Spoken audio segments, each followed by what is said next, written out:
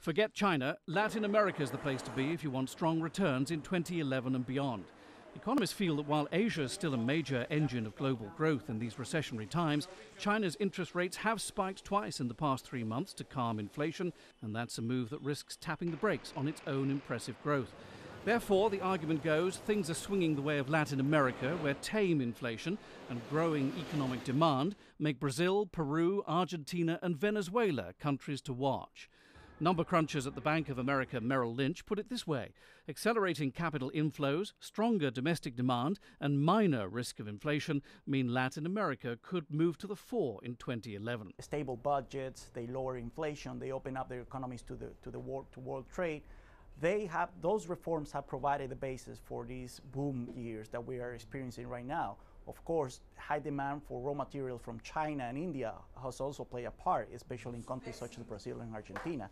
With Brazil swearing in its new president, Dilma Rousseff, this weekend, economists are looking for her to step out of the shadow of her predecessor and maintain his pro-growth, state interventionist economic model. Presidential elections in Peru are looming in April. Many candidates support the open, competitive economic model and ending corrupt and inefficient state practices. One worry, though, with annual economic growth of around 8%, there may be a reluctance to rock the boat too much while things are soaring.